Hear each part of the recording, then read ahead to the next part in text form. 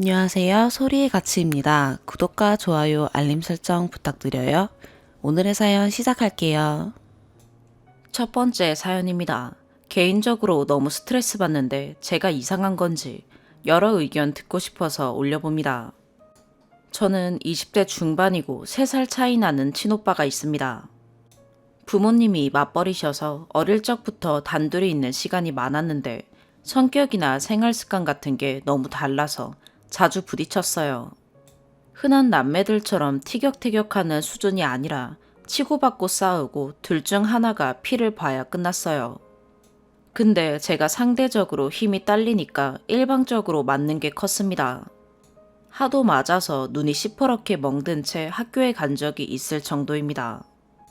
제가 고등학생이 되면서부터 마주치기도 싫어서 말도 안 하다가 그놈이 군대 다녀온 이후로는 철이 든 건지 손찌검은 안 하더라고요. 그래도 부딪히는 건 여전했고 저는 성인이 되자마자 집을 나와 타지에서 생활했어요. 그곳에서 일하다가 남자친구를 만나게 되었고 현재까지 3년 가까이 만나고 있습니다. 서로 미래를 생각하며 만나고 있고 저에게 많은 힘이 되어주는 존재예요. 가족들에겐 남자친구의 존재를 따로 밝히진 않았습니다. 막내딸인지라 평소에도 집착 아닌 집착이 있었고 말하면 더 피곤해질까봐 말 안 했었습니다. 그러다 알게 된 경위는 제 프사에 있는 꽃다발을 보고 친오빠가 남자친구가 있냐고 며칠을 추궁했고 결국엔 맞다고 했어요. 원래는 친오빠랑 한두 달에 한 번 연락하는 정도였어요. 나이는 몇 살이냐, 뭐 하는 사람이냐, 얼마나 만났냐 등등 묻더라고요. 대답을 해주자마자 그 대화 내용을 캡처해서 가족 톡방에 올리고 부모님에게 고자질을 하더라고요. 남자친구 만나는 게 죄도 아닌데 이르는 느낌이 들었습니다. 결국 그렇게 가족들 모두가 알게 되었어요. 어이도 없고 당황했지만 굳이 숨길 이유가 없기에 그냥 넘어갔습니다. 그 일이 있고 나서 며칠 후에 카톡으로 뜬금없이 자궁경부암 주사 맞았냐고 묻더라고요. 워낙에 사이가 좋은 편이 아니라 평소에 연락도 잘 안 하는데 갑자기 온 연락이 저거라 당황했고 내가 알아서 할 테니 묻지 말라고 했죠. 근데도 아랑곳 않고 남자친구랑 같이 가서 맞으라고 이미 늦은 거 아니냐고 하더라고요. 저도 개방적인 편이라 원래 다정했던 사람이 물었다면 그냥 알겠다고 했겠지만 이상하게 친오빠한테 그런 소리를 들으니까 수치스럽고 짜증이 확 났습니다. 그래서 넌 맞고 묻는 거냐고 성인인데 내가 알아서 할 테니까 너나 잘하라고 막 쏘아붙이니까 피임은 하냐고 묻더라고요. 진짜 미친놈인가 싶어서 그냥 씹었어요. 그리고 제가 뭔가를 기록하는 걸 좋아하고 추억거리를 잘 못 버려요. 매년 다이어리를 쓰고 있고 남자친구랑 찍은 사진이나 편지 같은 걸 모아두는 상자가 있어요. 최근에 본가로 다시 들어오게 되면서 그 상자를 혹시나 가족들이 볼까봐 책상 서랍 구석에 넣어두었습니다. 문제는 그 판도라의 상자를 친오빠가 봤습니다. 뭐 궁금해서 슬쩍 몰래 봤을 수도 있겠지만 처음부터 끝까지 아주 정독을 했는지 자기가 가지런히 정리까지 해뒀더라고요. 못 본 척이라도 하든지 그거 봤다고 여기저기 말하고 다니고 진짜 미친놈 같아요. 어디 여행을 갔더라, 너네 집에 초대했었더라 등등. 편지를 읽지 않고서는 모를 내용들을 줄줄이 말하더라고요. 더군다나 제가 학창시절에 쓴 다이어리까지 읽었습니다. 친구들과 싸운 내용을 자기 혼자 확대 해석해서 따돌림 당했다고 생각하고는 친척들까지 모여서 식사하는 자리에서 부모님께 제가 따돌림을 당했었다고 말하지를 않나. 참고로 실제 따돌림은 아니었지만 사춘기 시절 크게 싸운 일이라 아직도 트라우마로 남아있는 사건입니다. 진짜 오만정이 떨어져서 결국 다시 방 구해서 나갈 계획하고 있습니다. 자기는 제 생각해서 걱정한 건데 왜 그러냐고. 또 자기는 미국 마인드라 피임에 대해 자연스레 묻는 건데 뭐가 잘못이냐. 네가 보수적인 거라는 등 왜 이유 없이 자기를 싫어하냐는 등 말이 안 통합니다. 아무리 그래도 편지나 일기 훔쳐보는 건 아니지 않나요. 자기 딴에는 애증인지 뭔지 저와의 관계 회복이랍시고 능청스럽게 저러는 것 같은데. 워낙 어릴 때부터 당한 것도 있고 마주쳐도 말 한마디 안 하는데 저는 남보다도 못한 사이라고 생각하거든요. 고민 끝에 친한 친구한테 말하니까 나는 첫째라 이해가 된다면서 오빠니까 동생 걱정돼서 그러는 거다 이러는데 미치고 환장할 것 같아요. 안 그래도 싫은데 저런 행동까지 하니까 미치게 싫어요. 제가 예민한 건가요? 추가, 본문에 친구도 이상하다는 댓글이 몇 개 있는데 현재는 다른 이유로 손절했답니다. 제 인생에서 제일 잘한 선택입니다. 왜 진작 거리두지 않았는지 후회가 될 정도로요. 여러분들 말에 확신이 서서 이젠 또 다른 인간 하나 걸으려고요. 핏줄로 묶여있어 쉽진 않겠지만 알 바 아닌 것 같아요. 감사해요. 두 번째 추가. 생각보다 많은 분들이 관심 갖고 댓글까지 남겨주셨네요. 감사합니다. 화병 날 정도로 당한 건 더 많지만 굵직하게 기억에 남는 몇 가지 사건만 썼는데 댓글들 읽어보니 역시 제가 잘못 느끼고 있던 게 아니었군요. 댓글 중 어떤 분이 오빠한테 선 넘지 말라고 확실히 말해두라고 남겨주셨던데 저도 제 의견 뚜렷하게 말하면서 주의도 주고 부드럽게 부탁을 해봐도 바뀌는 게 없었어요. 그리고 사실 본문은 두세 달 정도 지난 일입니다. 다이어리 사건 이후로 집에선 말도 더욱 안 하고 마주쳐도 무시하고 말 걸어도 퉁명스럽게 대답했어요.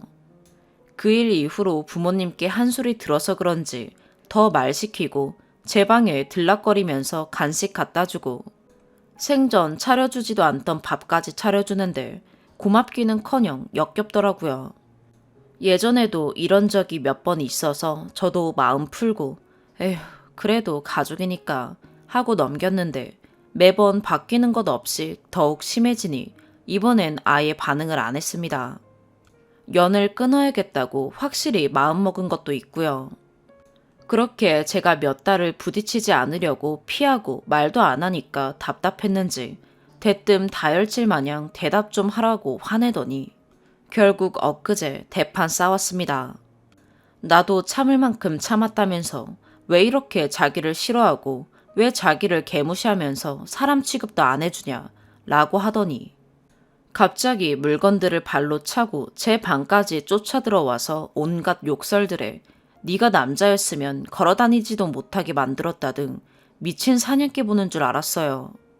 화를 주체 못하는 건지 안절부절하면서 머리를 쥐어뜯다가 소리 지르다가 한두 번 보는 모습이 아니지만 어제는 더 꼴보기가 싫었네요. 그래서 제발 때리든지 어쩌든지 해달라고 너 이럴 때마다 경찰에 신고하고 싶었는데 드디어 오늘 명분 좀 잡자 라고 하니까 아주 발광을 하네요. 서운하고 답답한 건지 화를 못 참는 건지 울면서 뭐라 하는데 차분히 이유를 말해줘도 모를 걸 알기에 그냥 지져라 하고 냅뒀습니다. 우는 걸 처음 봐서 놀라긴 했지만 더 이상의 어떤 기대도 없달까요. 대화의 가치가 없어서 짐 싸들고 나왔어요. 하지만 굳이 제가 사서 고생할 필요가 없기에 새벽에 다시 들어갔지만요.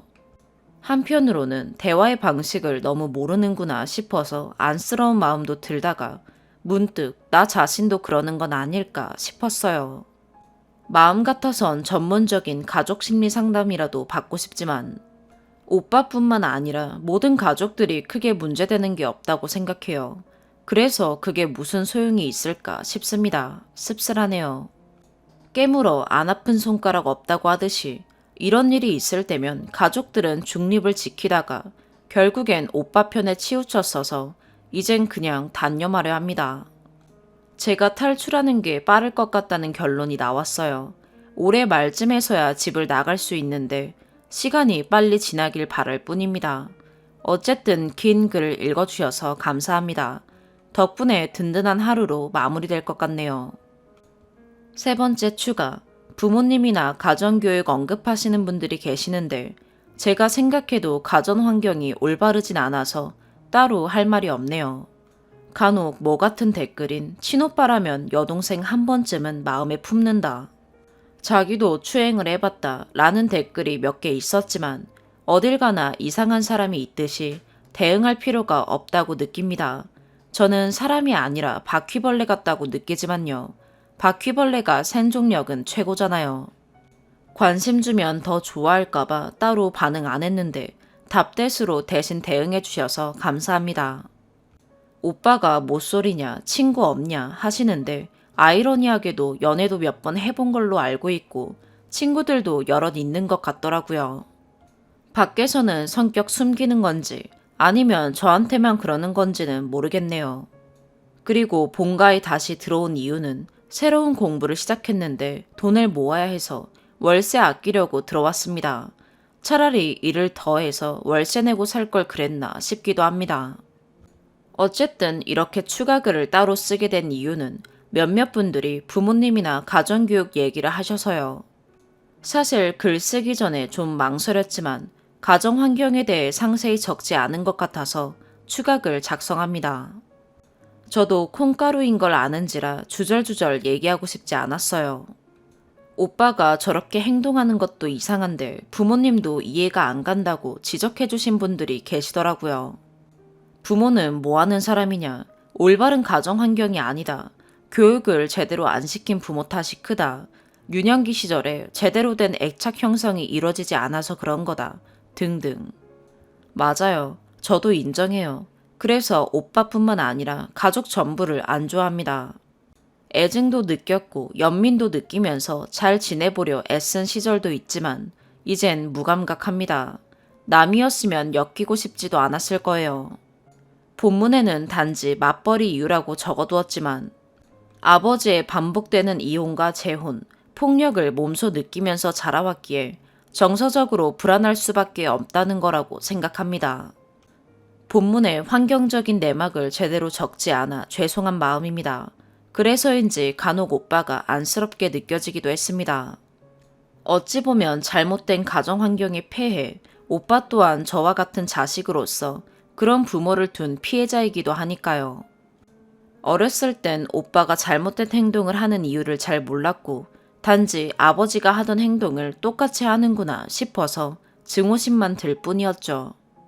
집안에 여자가 저 혼자이기에 지나친 관심을 가질 때면 과잉보호하는 건가 싶기도 했는데 이전 글 댓글 읽어보니 객관적으로도 이건 더 이상 관심도 보호도 걱정도 그 무엇도 아니구나 라는 생각에 확신이 섰습니다.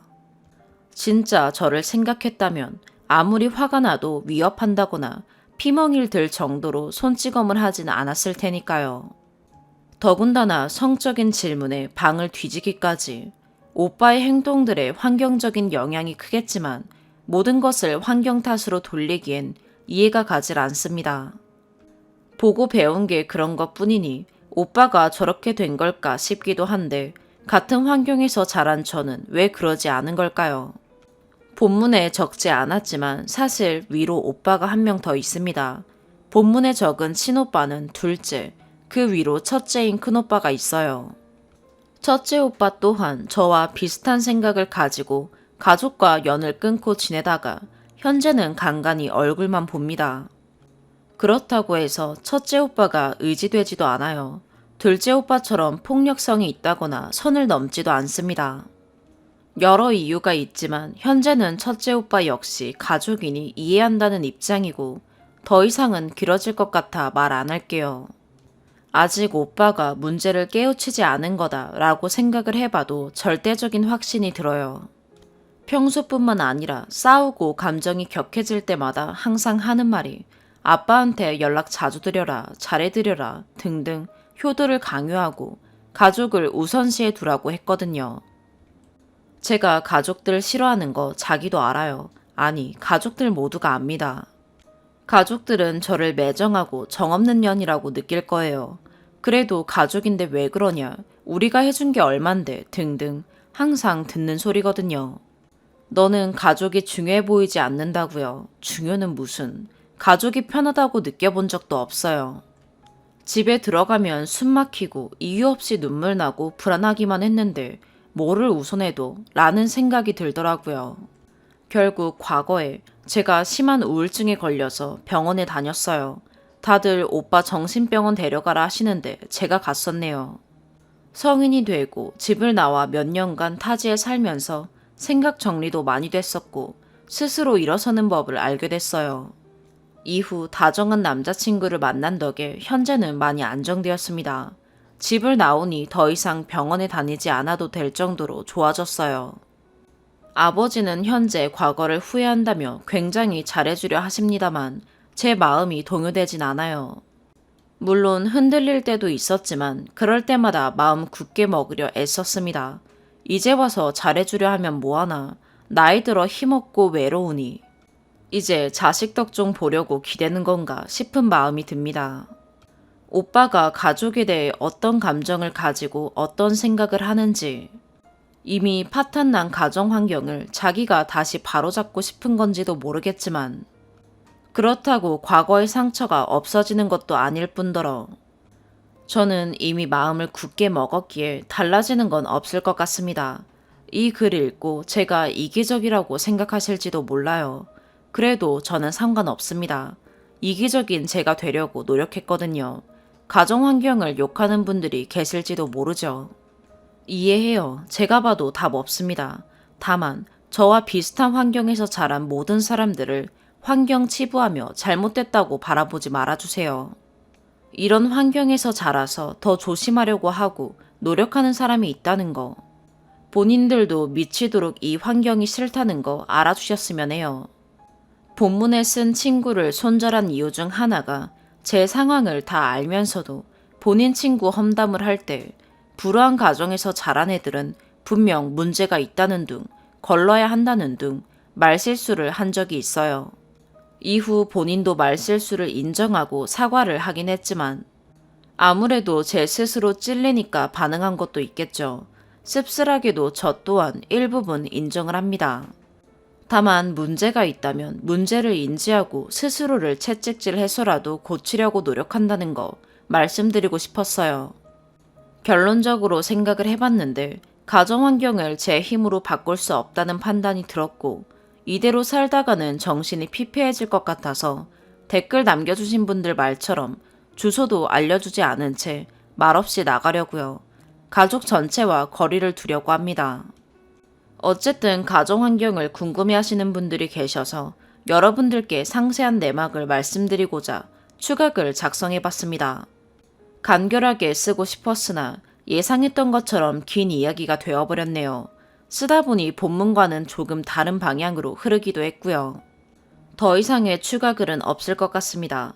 다만 저 또한 제가 모르고 있던 문제점들이 있을 수도 있으니 이 글에 달린 댓글들을 읽어보고 제가 잘못 생각하고 있던 부분이 있다면 다시 생각해보는 시간을 갖도록 할게요. 두 번째 사연입니다. 친구 1과 친구 2가 거의 동시에 셋째를 임신했습니다. 그런데 친구 1은 정말 애 둘도 버거운 게 명백했습니다. 집도 반지하 투룸에 남편이 무슨 배달기사 한다는데 밤에 일하는데도 매달 300만 원을 못 벌어온다고 투덜거렸거든요. 거기에 친구 본인도 결혼하자마자 일 그만두고 일을 안 하니 수익이 없습니다. 애들도 꼬질꼬질하니 마음이 아플 지경입니다. 새 옷을 사줘도 팔아버리는 거 알고 더 안 사줍니다.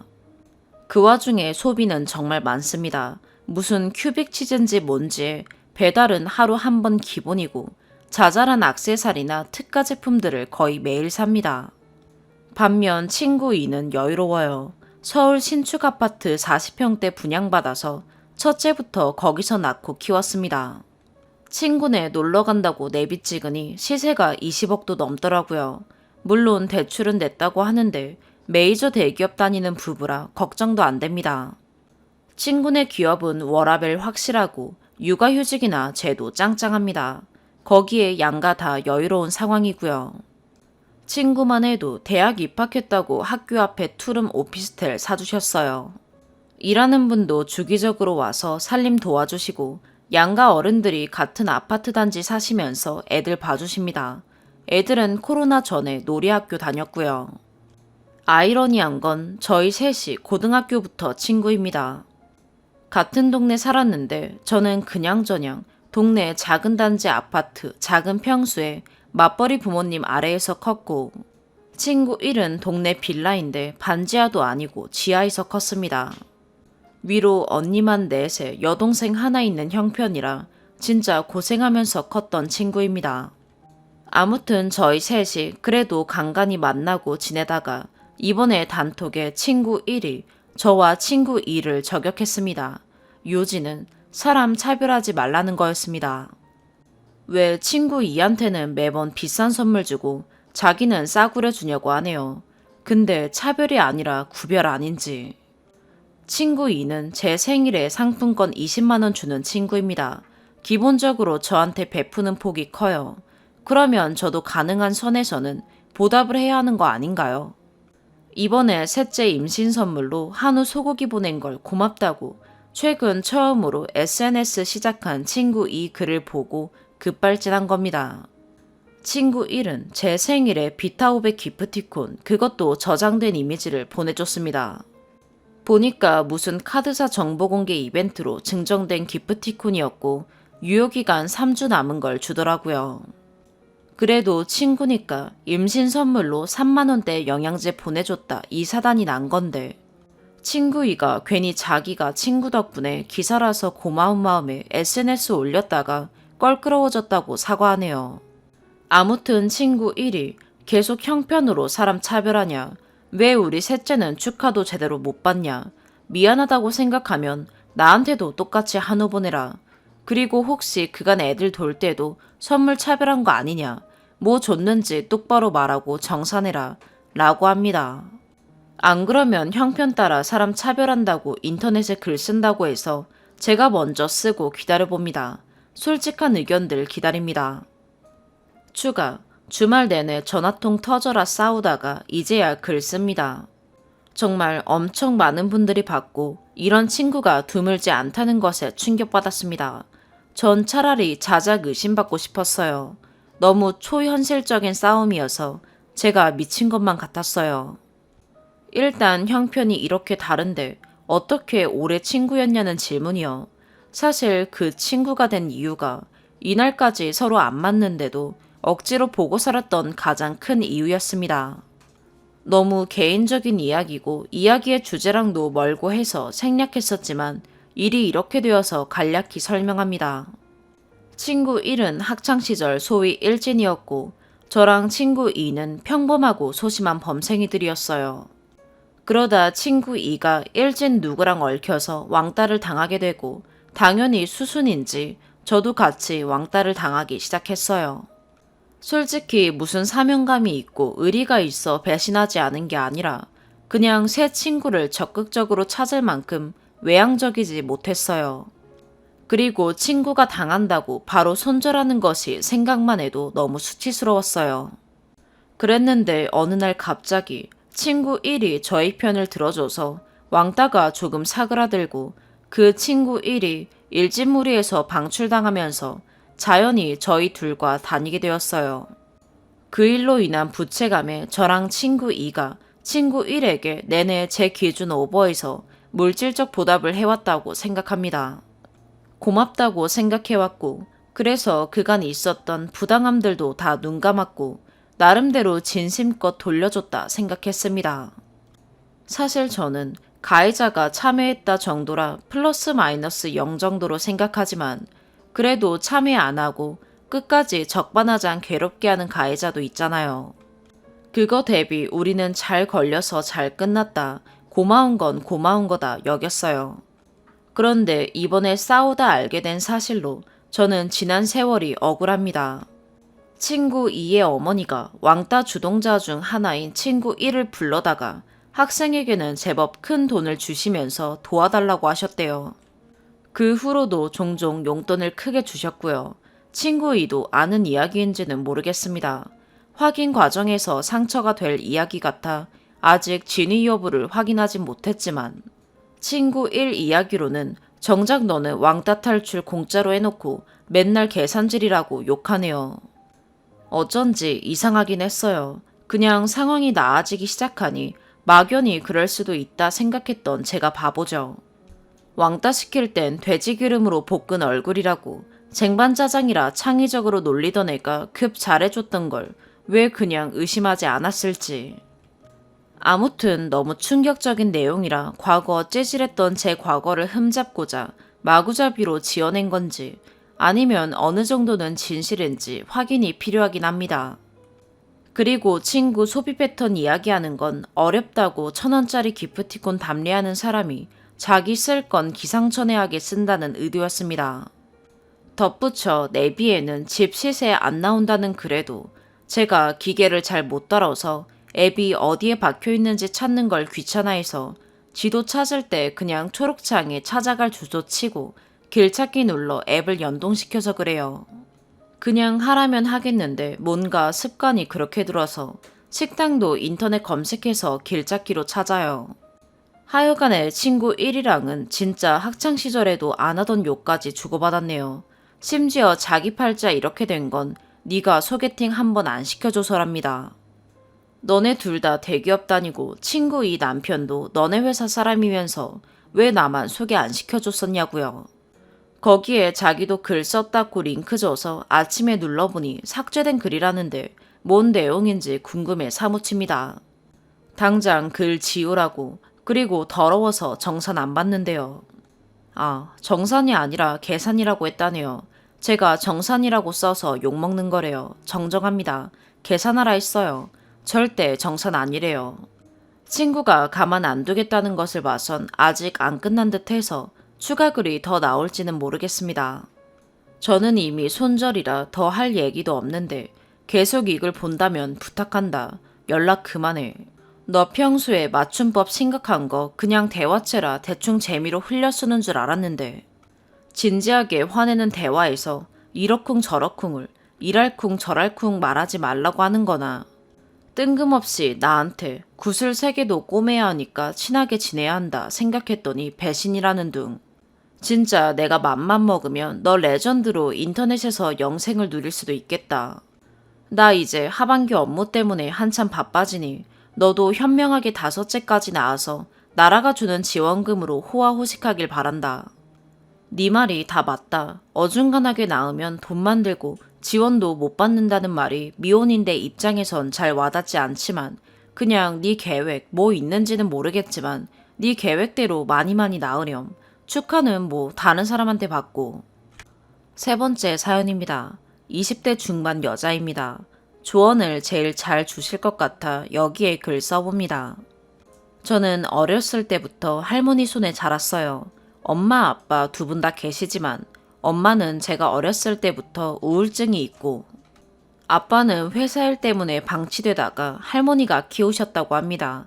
남동생은 부모님이 기르셨어요. 그래서 부모님과 할머니는 같은 동네에 살지만 부모님과 남동생, 저와 할머니 이렇게 살아요. 지금도 말이죠. 제가 20살이 되고 좀 지났을 때부터 치매가 오기 시작하더니 2년이 좀 더 지난 지금은 더 심각해진 상태입니다. 그래서 저도 일상생활에 어려움을 느끼게 되더라고요. 외출을 하면 전화가 30통씩 오고 5시부터 들어오라 하십니다. 전화 30통씩 하시는 부분은 현재는 다행히도 조금 나아졌습니다. 제가 집순이라 외출을 자주 하는 것도 절대 아닐 뿐더러 할머니가 걱정돼서 맘 놓고 친구도 못 만나요. 더 걱정인 것은 제가 이제 곧 취업을 해야 하는데 혼자 있을 할머니 생각하면 막막합니다. 혼자 있으면 불안해하시고 저만 찾는데 그리고 할머니가 많이 아프세요. 고혈압, 당뇨, 심장병 다 있으셔서 하루에 약을 4번 챙겨드려야 하는데 그것도 취업하면 어려울 거고 전화가 계속 울릴 텐데 많이 신경 쓰일 것 같아요. 부모님께 말씀드리면 전화 차단해라, 집으로 들어와라 하는데 그럴 수 없을 것 같아요. 83 할머니를 모른 척하기가 현실적으로 힘들어요. 그리고 저와 고모 말고는 할머니한테 관심이 다들 별로 없으세요. 최근에도 할머니가 면역력이 떨어져서 병원을 왔다 갔다 했는데 할머니 아픈 거는 신경도 잘 안 쓰시더라고요. 요즘도 상태가 많이 오락가락 하셔서 기력이 많이 빠지면 걷는 것도 힘들어 소변 보러 화장실에 가는 도중 바닥에 소변을 보기도 하다가도 오늘은 또 잘 걸으시고 상태가 하루하루 다릅니다. 지금이야 제가 이제 막 대학을 졸업을 해서 아직 취업을 하지 못한 상태니까. 매일 밥 차리고 설거지하고 빨래하고 할머니 약 챙겨드리고 뒤처리하지만 추후에는 어떻게 해야 할지 정말 막막합니다. 확실하진 않지만 고모가 간병인 신청하는 그런 게 있다 해서 하루에 3시간 정도 올 수 있을 것 같다고 하는데 취업하면 3시간으로는 많이 모자랄 것 같아서요. 어떤 방안이 좋을지 조언 좀 부탁드려도 될까요? 참고로 할머니 자식은 아빠, 큰아빠 2명, 고모 있습니다. 추가, 댓글 하나하나 다 읽어보았어요. 현실적으로 조언 주신 분들, 위로해 주신 분들 다 감사드립니다. 위로가 됐어요.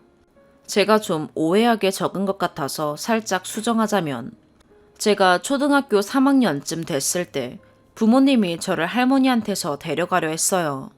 근데 제가 그때 심리적으로 불안하고 할머니한테 애착이 많이 들어서 엄마네에서 있을 때 울기도 많이 울고 학교 가는 길에 하교하는 길에 울었거든요. 지금 생각해보면 어린이 불안장애가 아니었나 싶어요. 그래서 그 뒤로도 할머니랑 살고 있어요. 제가 제대로 적지 못하여 오해하게 한 점 죄송합니다.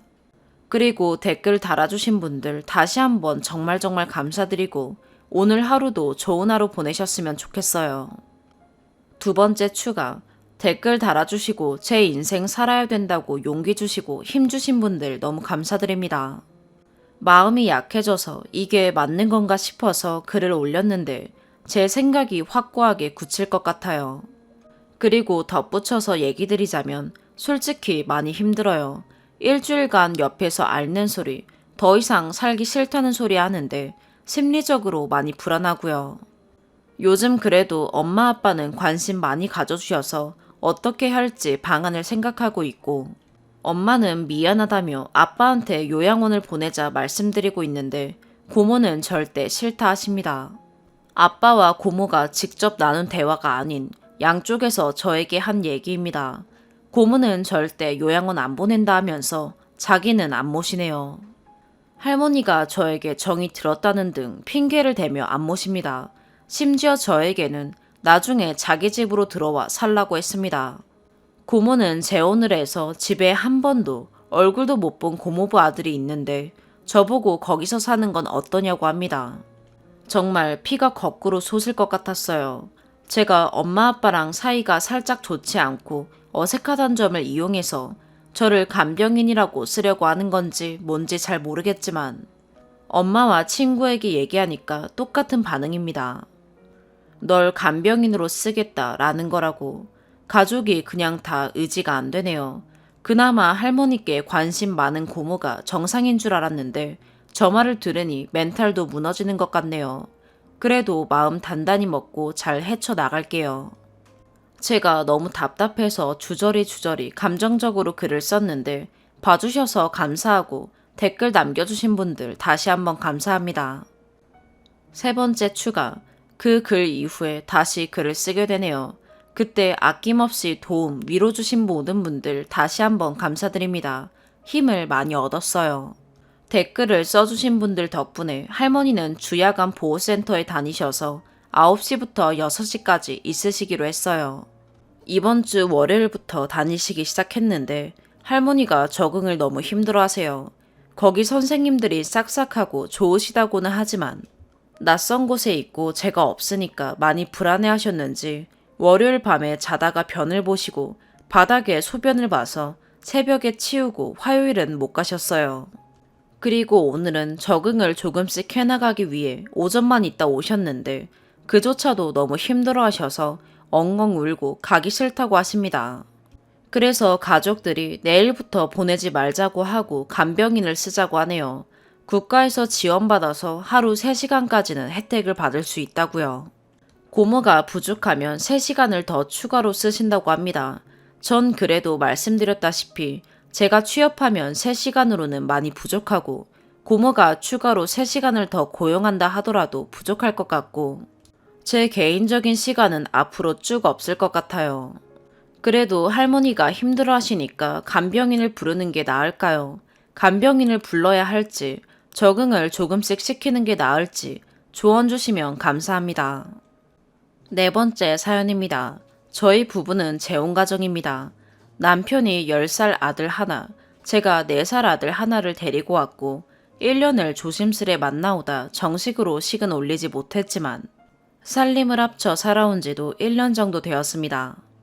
남편의 뜻에 따라 두 아이를 잘 키우고 살림에 전념하기 위해 저는 바로 직장을 그만뒀어요. 이전에 다니던 직장이 소득이 높지 않아 가정에 충실한 편이 낫겠다 생각했고 돈을 잘 버는 쪽이 전담해서 벌자고 남편이 먼저 말하더군요. 감사하게도 남편에게 경제적 여유가 있는 편이고 성격도 가정적이라서 모두 부족함 없이 화목하게 지내고 있습니다. 이전에 남편 이용 사유는 배우자의 외도 때문이었다고 하더군요. 이렇게 좋은 남자를 두고 그 여자는 왜 그랬을까 의문이었어요. 저도 같은 아픔이 있기에 이것도 공통점이라며 서로 많은 위로가 되었었죠. 그런데 남편의 아이를 키우면서 느낀 것은 참 아이가 남편을 닮은 구석이 없다는 거였어요. 어쩜 이렇게 한 군데도 닮은 곳이 없는지. 남편은 선이 굵고 남자답게 생겼고 피부도 거뭇거뭇한데 아이는 선도 가늘고 곱상하고 희고 예쁘장한 편이라 남편에게 농담으로 우리 땡땡이는 어쩜 이리 이쁠까? 당신 자식 맞아? 하면서 웃기도 하고 어디 가서 낳아온 거 아니냐며 장난도 치고 그랬는데 처음엔 남편이 같이 웃어놓고 나중엔 그런 소리 하지 말라고 정색을 하더라고요. 땡땡이가 너무 예뻐 장난 좀 친 거라고 넘기고 남편도 그 다음엔 별말이 없더니 며칠 뒤에 뜬금없이 네 생각이 맞다고 하더라고요. 이혼 과정에서 친자 확인을 했었는데 친자가 아니라고 나왔대요. 아이 엄마는 알고 있냐고 했더니 알고 있고 그냥 고아원 데려다 주라며 자긴 책임 못 진다고 했다네요. 남편은 차마 낳고 나서 아기 때부터 자기 아이인 줄 알고 여태 키워온 그 아이를 버릴 수 없었다네요. 자긴 친자식으로 키우기로 한 지 오래되었으니 저더러 당신도 변하는 거 없으니 그냥 아이들 잘 돌봐달라고 앞으로 그런 농담하지 말라는 거예요. 그런데 저는 지금 남편의 아이인 줄 알고 키우던 아이가 전 아내의 아이고 생판 남의 아이가 된 건데 제가 그대로 키워야 되는 건 아닌 것 같은 거예요. 그래서 한참을 고민하다가 남편에게 제 마음을 말했더니 땡땡이 엄마가 되어줄 수 없는 거냐고 저에게 실망했다더군요. 아이는 그냥 아이일 뿐이라고요. 게다가 제가 알던 남편이 맞는지 제 자식을 들먹이며 따지고 보면 저 아이도 내 자식은 아니라고까지 말하고 있어요. 남편의 아이인 줄 알고 돌본 거지 전 아내의 아이를 키우고 싶지 않은 제가 나쁜 걸까요? 저에게 최선이 무엇일까요? 추가, 남편과 처음으로 싸운 후 남편은 자신의 말이 지나쳤고 진심이 아니었다며 사과를 했어요. 저도 가벼운 문제가 아니니 더 깊이 생각해보고 다시 진지하게 의논해보자고 했고요. 그런데 제 말을 듣자마자 남편은 정색하며 다시 의논할 여지가 없는 문제다. 다시 언급하지 말라고 하더군요. 감정적으로 나오는 남편의 모습에 놀라 다시 입을 다물었고 다시 화제를 꺼내진 않았지만 며칠간 우리 부부의 관계가 어색해졌고 아이들도 눈치를 보는 게 느껴지더군요.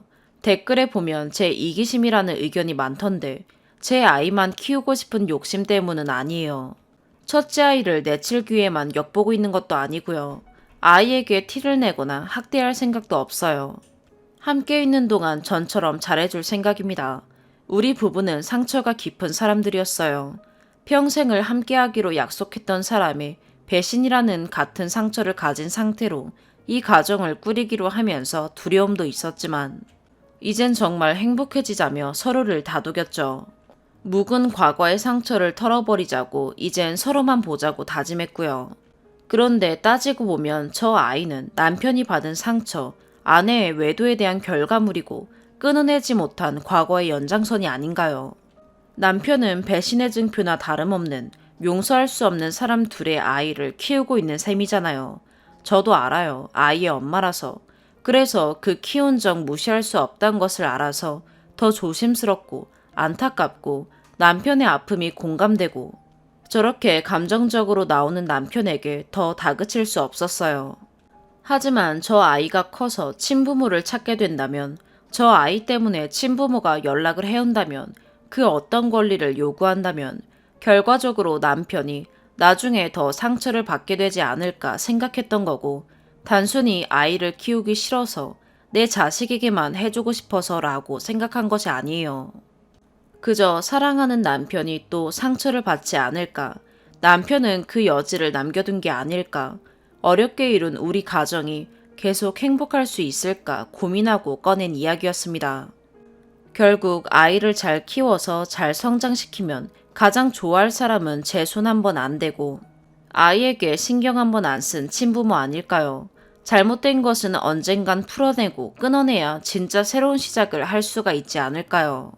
제가 임신 공격할 거란 댓글이 있던데 누구보다 셋째를 바라는 것은 남편이에요. 이 사실을 알게 되고 그토록 셋째를 원했던 남편의 마음이 너무나 이해가 되고 마음이 아픕니다. 수많은 데스니들은 제 남편이 자기 핏줄은 가지지 말아야 하고 그저 첫째를 위해 희생해야 된다는 건가요? 우리 부부는 병원을 다니고 있어요. 안 되면 인공수정, 시험관까지 고려하고 있을 정도로 간절하게요. 이런 상황을 알게 된 이상 저도 반드시 남편에게도 온전한 아이를 안겨주고 안전된 가정을 지속하고 싶은 소망이 커요. 남편이 이 글을 보게 되어도 상관없습니다. 누가 뭐라고 해도 제 진심을 오해하지 않을 것을 믿어요. 우리가 새롭게 시작하기 전 우리는 서로 온전하고 행복한 가정을 꾸리는 것이 사치가 아닐까 두려워했었지. 하지만 우리 꼭 행복해지자며 다짐하고 서로를 안아주었던 시간들을 기억해. 우리 모든 것을 털고 행복해지자. 당신이 상처받을까 염려하는 내 마음을 알 수 있기를 바래. 오늘의 사연 여기까지입니다. 구독과 좋아요, 알림 설정 부탁드려요. 시청해주셔서 감사합니다.